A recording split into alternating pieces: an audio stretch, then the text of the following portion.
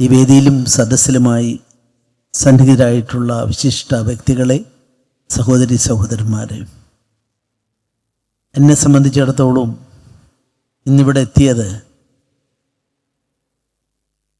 ഒരു സാധാരണ വായിക്കാൻ താല്പര്യമുള്ള ഒരാളെന്ന നിലയിൽ, അറിയാൻ കൗതുകമുള്ള ഒരാളെന്നുള്ള നിലയിൽ എനിക്ക് കിട്ടിയ വലിയൊരു സുവർണാവസരമായി ഞാൻ കരുതുകയാണ്. കാരണം ഏറ്റവും ഒടുവിലായി ലോകത്തിലെ ഏറ്റവും ശ്രദ്ധേയനായ ചരിത്രകാരൻ, അദ്ദേഹം വളരെ 10-20 കൊല്ലം പഠിച്ച ശേഷം ചരിത്രത്തിലേക്ക് ലോകത്തെ കൊണ്ടുപോകുന്ന ഒരാളാണ് വില്യം ഡാൽറിംപിൾ. അദ്ദേഹത്തിൻ്റെ പുസ്തകം കഴിഞ്ഞ 6 മാസം മുമ്പാണ് the golden road, how ancient India transferred the world എന്നൊരു പുസ്തകം വന്നത്. അത് വളരെയധികം ചർച്ചയ്ക്ക് വിഷയീഭവിച്ച, ഇപ്പോഴും ആ ചർച്ച ചെയ്തുകൊണ്ടിരിക്കുന്ന ഒന്നാണ്. ഇത് നല്ലൊരു ചരിത്രകാരനാണെന്ന് മാത്രമല്ല, ലോകം മുഴുവൻ സഞ്ചരിച്ച് അതിനെപ്പറ്റിയെല്ലാം പഠിച്ച് ചരിത്രം എഴുതുന്ന ആളെന്നുള്ള സവിശേഷത വില്യം ഡാൽറിംപിളിനുള്ളതാണ്. അദ്ദേഹത്തിൻ്റെ ആ പുസ്തകത്തിൽ എനിക്ക് ഏറ്റവും പ്രാധാന്യത്തോടെ ഞാൻ വായിച്ചൊരു കാര്യം ഓർക്കുകയാണ്. അദ്ദേഹം പറയുന്നു, ലോകത്തെ 10-ാം നൂറ്റാണ്ട് 11-ാം നൂറ്റാണ്ട് വരെയുള്ള കാലഘട്ടത്തെ പറ്റിയുള്ള അദ്ദേഹത്തിൻ്റെ അഭിപ്രായങ്ങൾ പറഞ്ഞ് ഇന്ത്യക്കെതിരായും ചില കാര്യങ്ങൾ പറഞ്ഞിട്ടുണ്ട്. ഞാനതിലേക്ക് പോകുന്നില്ല. അദ്ദേഹം പറയുന്നു, ഇന്ത്യയായിരുന്നു ലോകത്തെ ആ കാലഘട്ടത്തിലെ ഏറ്റവും ശക്തമാക്കിയത്. അതുകൊണ്ടാണ് അദ്ദേഹം ട്രാൻസ്ഫോം ദ വേൾഡ്, ലോകത്തെ മാറ്റിമറിച്ച, ലോകത്തെ നിലനിർത്തിയ രാജ്യമായിരുന്നു എന്ന് പറയുമ്പോൾ, പിന്നീടാണ് നമ്മൾ അടിമകളായതും മറ്റു കാര്യങ്ങളും പശ്ചാത്തലങ്ങളും ഒക്കെ 1510 പോർച്ചുഗീസുകാർ ആദ്യമായിട്ട് വന്നതും 1600 ഈസ്റ്റ് ഇന്ത്യ കമ്പനി വന്നതുമായ കാര്യങ്ങൾ. ഞാൻ ആ ചരിത്രത്തിലേക്ക് ഒന്നുമല്ല കിടക്കുന്നത്. അവിടെ വലിയൊരു പോരായ്മയുണ്ടായി എന്ന് ഇദ്ദേഹത്തിൻ്റെ ശ്രദ്ധയിൽ കൊണ്ടുവരാൻ കഴിയാതെ പോയ ഒന്നായി ഈ വടക്കൻകൂർ രാജവംശത്തിൻ്റെയും കടുത്തുരുത്തിയുടെയും എല്ലാം പ്രാധാന്യം. അത് തീർച്ചയായും വലിയൊരു പോരായ്മയാണെന്ന് എനിക്ക് തോന്നുന്നു. ഞാനും പഴയ നമ്മുടെ MLA, വിജ്ഞാനവും വിനോദവും നിയമസഭയ്ക്കകത്തും പുറത്തും വാരിക്കോരി നൽകിയ ഒരാൾ, ജോസഫ് ചാഴിക്കാടൻ, അന്നത്തെ MLA. അദ്ദേഹം എഴുതിയ കനായ സമുദായത്തെ പറ്റിയുള്ള ചരിത്രം വായിക്കാൻ എനിക്ക് അവസരം ലഭിച്ചിട്ടുണ്ട്. പക്ഷെ വടക്കൻകൂർ രാജവംശം എന്നിങ്ങനെ കേട്ടതല്ലാതെ അതിന് കടുത്തുരുത്തിയുമായുള്ള ബന്ധവും അത്തരത്തിലുള്ള കാര്യങ്ങളും ഒന്നും തന്നെ വായിച്ചു മനസ്സിലാക്കാൻ സാധിച്ചിരുന്നില്ല. എളംകുളം കുഞ്ഞമ്പിള്ളയുടെയും മറ്റും വ്യത്യസ്തമായ അഭിപ്രായങ്ങളോടൊക്കെ ബന്ധപ്പെട്ട് അത് വൈരുദ്ധ്യമൊന്നുമല്ല, വൈവിധ്യമാണ്. അപ്പോൾ ആ വൈവിധ്യത്തെ അതിനോട് ചേർത്ത് നമ്മുടെ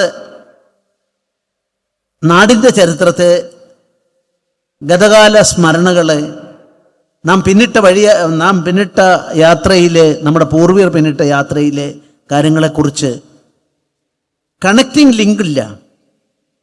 കലറങ്ങാട്ട് പിതാവ് ഇപ്പോൾ വായിച്ചപ്പം കുരുമുളകിൻ്റെ കാര്യത്തെക്കുറിച്ച് അദ്ദേഹം പറഞ്ഞു, അതിൻ്റെ തലസ്ഥാനമായിരുന്നു എന്നുള്ളത് പറയുന്നുണ്ടായി.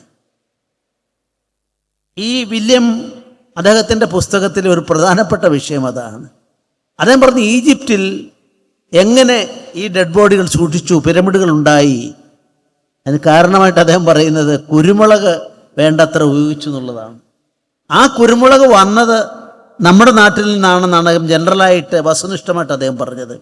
എന്നിട്ട് അദ്ദേഹം പറഞ്ഞു, ചൈന നല്ലൊരു മഹാസംസ്കാരങ്ങളൊന്നാണ്, ഇന്ത്യയെപ്പോലെ തന്നെ സംസ്കാരമുള്ളതാണ്.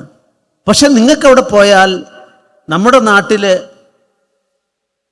ചരിത്ര ഗവേഷണം നടത്തുന്ന ആളുകൾ, അവർക്ക് കണ്ടെത്താൻ കഴിഞ്ഞ നാണയങ്ങൾ, റോമിലെ പോലും നാണയങ്ങൾ, അങ്ങനെയെല്ലാം അദ്ദേഹം താരതമ്യപ്പെടുത്തിയിട്ടുണ്ട്. പക്ഷെ ചൈനയ്ക്കിത് അവകാശപ്പെടാൻ സാധിക്കില്ല. അതുകൊണ്ട് ചൈന ഒരു വലിയ ശക്തിയാണ്, സംസ്കാര സമ്പന്നരുടെ രാജ്യമായിരുന്നു. പക്ഷെ ഇന്ത്യയെപ്പോലെ മാനവരാശിക്ക് മൊത്തത്തിൽ അതിനെ ശക്തിപ്പെടുത്താൻ ഉള്ള അവസരം ചൈനയ്ക്കുണ്ടായിരുന്നില്ല. അതുകൊണ്ട് ലോകത്തിലെ ഏറ്റവും ഇന്ത്യക്കെതിരായി എഴുതിയ ഒരു ചരിത്രകാരൻ കൂടിയാണ് അദ്ദേഹം. അദ്ദേഹത്തിൻ്റെ ചില പുസ്തകങ്ങൾ അങ്ങനെയുള്ളതാണ്. അതിൽ അദ്ദേഹം പറയുന്നു, നമ്മുടെ 7-ാം നൂറ്റാണ്ട് 8-ാം നൂറ്റാണ്ടിലൊക്കെ സിൽക്ക് റൂട്ട്സ് എന്നാണ് നമ്മുടെ ഈ കടലിലെ കൂടെയുള്ള യാത്ര, അങ്ങനെയുള്ള യാത്രകളെ പറ്റിയെല്ലാം പറഞ്ഞിട്ടുള്ളത്. സിൽക്ക് റൂട്ട്സ് ആണ്. അത് പറഞ്ഞാൽ അത് ശരിയല്ല. ദ ഗോൾഡൻ റോഡ്, ആ പുസ്തകത്തിന് ആ പേര് കൊടുക്കാൻ കാരണം ഗോൾഡൻ റോഡായിരുന്നു. ഈ ഗോൾഡൻ റോഡിലൂടെയുള്ള ആഗമനങ്ങളും അതുപോലെ തന്നെ തിരിച്ചുപോക്കുമെല്ലാം ഇതാണ് മാനവരാശിക്ക്. അത് അദ്ദേഹം പറയുന്നുണ്ട്. ഇന്തോനേഷ്യ തൊട്ട് ഇങ്ങോട്ടുള്ള വിശദമായ കാര്യം വലിയൊരു പുസ്തകമാണ്. അതിലേക്ക് ഉള്ള കാര്യങ്ങൾ പറയുന്നു.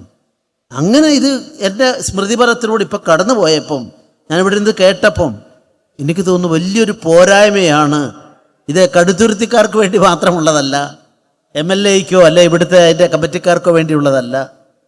ഇന്ത്യൻ ചരിത്രത്തിൻ്റെ ശ്രദ്ധിക്കപ്പെടാതെ പോയ, അതൊന്നും ആരും ബോധപൂർവം ഇല്ലാതാക്കിയെന്ന് ഞാൻ പറയുന്നില്ല. എനിക്ക് അതിനുള്ള പറ്റിയുള്ള അറിവില്ല, ആണോ അല്ലയോ എന്ന് എനിക്കറിയില്ല. ഏതായാലും ഇത് കൂട്ടിച്ചേർക്കുമ്പോഴാണ് അതിനെ സംബന്ധിച്ചിടത്തോളം ഒരു റൂട്ടിനെ കുറിച്ച് ഇവിടെ ആരോ പറയുകയുണ്ടായി, മധുര വരെയുള്ള സ്വാഗത പ്രാസംഗ്യൻ പറയുകയുണ്ടായി. അതിൻ്റെ ക്യാപിറ്റൽ എന്നുള്ള നിലയിൽ കടുത്തുരുത്തിക്കൊരു ചരിത്രമുണ്ടെന്നുള്ളത് ഞാനിപ്പോഴാണ് മനസ്സിലാക്കുന്നത്. ഉണനീലി സന്ദേശത്തിൻ്റെ കടുത്തുരുത്തിയെ പറ്റിയുള്ളതും അതിലെ പ്രയോഗങ്ങളെല്ലാം നോക്കുന്ന അവസരത്തിൽ വാസ്തവത്തിൽ GPS ആണല്ലോ ഇപ്പം നമ്മളെല്ലാവരും ഉപയോഗിക്കുന്നത്. എവിടെയും പോകണമെങ്കിൽ ചിലപ്പോൾ തെറ്റൊക്കെ പറ്റിയ ആളുകൾ ജീവഹാനിയൊക്കെ വന്ന സംഭവങ്ങളും ഉണ്ടാവാറുണ്ട്. പക്ഷേ ഈ GPS എന്നുള്ള ആധുനികമായ മോസ്റ്റ് മോഡേണായ ടെക്നിക്ക്, ആ ടെക്നിക്കിലൂടെയാണ് നമ്മുടെ യാത്രകളെല്ലാം ഇന്ന് നടത്താൻ സാധിക്കുന്നത്. നമുക്ക് പോകേണ്ട ആവശ്യമൊന്നുമില്ല, നോക്കിയാൽ മതി, എങ്ങനെ അങ്ങ് പൊക്കോളൂ. ഉണ്ണുനീലി സന്ദേശം ഇതല്ലേ. തിരുവനന്തപുരത്തു നിന്ന് കടുത്തുരുത്തിയിൽ എത്തണമെങ്കിൽ ഏതുവഴിയൊക്കെ പോകണമെന്ന് പദ്യരൂപത്തിൽ അല്ല സന്ദേശ രൂപത്തിൽ അത് ജനങ്ങൾക്ക് നൽകുമ്പോൾ എത്ര കൊല്ലം മുമ്പ്, 300-400 കൊല്ലങ്ങൾക്ക് മുമ്പത്തെ കാര്യമാണ്. അപ്പം ഇതൊക്കെ ചരിത്രത്തിൽ അതിൻ്റെ തനതായ രീതിയിൽ അതിൻ്റെ തനിമയെ നിലനിർത്താൻ തക്കവണ്ണം ഉള്ള പരിശ്രമങ്ങൾക്ക് വർത്തമാന തലമുറക്കാണ് ബാധ്യതയുള്ളത്. ആ തലമുറ നിറവേറ്റാൻ പഴിക്കുകയല്ല, കുറ്റപ്പെടുത്തുകയല്ല, അങ്ങനെ എന്തോ ഒന്നിൽ പറ്റി അപാകത പരിഹരിക്കാനുള്ള ശ്രമം നടക്കുന്നു. ആ ശ്രമത്തിൽ തീർച്ചയായും ഈ ഒരു തുടക്കം പൂർത്തീകരിക്കാനാവാതെ പോകുന്ന ചരിത്രത്തിൻ്റെ എവിടൊക്കെയോ വിട്ടുപോയ പലതിനെയും കൂട്ടിച്ചേർത്തുകൊണ്ട് ഒരു മഹത്തായ രാഷ്ട്രമായിരുന്നു നമ്മൾ എന്നുള്ള കാഴ്ചപ്പാട് ആനോഭദ്ര കൃതവോ എന്താ വിശ്വന്തക. ഏത് ഭാഗത്തുനിന്ന് ശുഭചിന്തകൾ വരട്ടെ, അതിനെ സംബന്ധിച്ചിടത്തോളം സ്വീകരിക്കാൻ നമ്മൾ തയ്യാറാണ്. നമ്മൾ ആരെയും ആട്ടിപ്പായിക്കുന്നില്ല. അതുകൊണ്ട് തന്നെയാണ് വെളിച്ചം കൊളുത്തിയപ്പോൾ തുമറഴിക്കോട് സാറിൻ്റെ ഒരു ശ്രദ്ധേയമായ ഗ്രന്ഥമുണ്ട്. അദ്ദേഹം പറയുന്നു, ഭാരതം എന്നുള്ള പേരിൻ്റെ തന്നെ വരുമ്പോൾ വാസിൽ രതിയുള്ളത്, രഥമുള്ളത്, അതാണ് ഭാരതം. വെളിച്ചം കാണുമ്പോൾ ആനന്ദിക്കുന്നവരാണ്. വിജ്ഞാനമാണ് നമ്മുടെ കൈമുതൽ. അതുകൊണ്ടാണ് ഡോക്ടർ എസ് രാധാകൃഷ്ണനോട് അദ്ദേഹം ഉപരാഷ്ട്രപതിയായ സ്ഥാനമേറ്റപ്പം ഒരു ജർമ്മൻ പത്രപ്രവർത്തകൻ ചോദിച്ചു, what is the greatest contribution of India to the world? അദ്ദേഹം പറഞ്ഞ മറുപടി, അവർ സ്പിരിച്വാലിറ്റി ഓഫ് ഇന്ത്യ. അതോടൊപ്പം അദ്ദേഹം കൂട്ടിച്ചേർത്തു, ആ സ്പിരിച്വാലിറ്റി എന്ന് പറയുന്നത് ഏതെങ്കിലും ഒരു വിശ്വാസത്തിൻ്റെ മാത്രമല്ല, അതിനെയെല്ലാം വൈവിധ്യമായി കണ്ടുകൊണ്ട് എല്ലാ വിശ്വാസങ്ങളെയും പരിപോഷിച്ച ആത്മീയയുടെ തേജസ്, അതിൻ്റെ അടിവേരുകൾ അവിടെയാണെന്ന് പറഞ്ഞ ഡോക്ടർ രാധാകൃഷ്ണൻ ഞാൻ ഓർക്കുന്നു. അതുകൊണ്ടാവാം ഞാൻ എവിടെയോ വായിച്ചു, ഇങ്ങോട്ട് പോരുമ്പോൾ വായിച്ചതാണ്. ഞാൻ കൂടുതലായിട്ട് പഠിച്ചിട്ടുള്ള ആളല്ല ഈ സബ്ജക്റ്റിനെ പറ്റി. 29 പള്ളികൾ, പ്രാചീനമായ ഏറ്റവും ശ്രദ്ധേയ പള്ളി 14 ഇവിടെയാണെന്നാണ് ഞാൻ മനസ്സിലാക്കിയിട്ടുള്ളത്. അപ്പം അങ്ങനെയുള്ള ഒരു പൈതൃകത്തിൻ്റെ, അങ്ങനെയുള്ള ഒരു സംസ്കാര സമ്പന്നതയുടെ, വിശ്വമാനവികതയുടെ 9 രാജ്യങ്ങളിലോ മറ്റായിട്ടാണ് അന്ന് വ്യാപാരബന്ധം നടന്നു എന്നാണ് സ്വാഗത പ്രാസംഗ്യൻ ഇവിടെ സൂചിപ്പിച്ചത്. അങ്ങനെയുള്ളൊരു പ്രദേശത്തിൻ്റെ തിരിച്ചുവരവോ ഉയർത്തെഴുന്നേൽപ്പോ എന്തോ ഒന്ന് നമുക്കിവിടെ കാണാൻ സാധിക്കുന്നു. എനിക്ക് സമയത്തിൻ്റെ പരിമിതി ആയതുകൊണ്ട് എന്തായാലും ഞാൻ ഇതിനെപ്പറ്റി പഠിക്കും.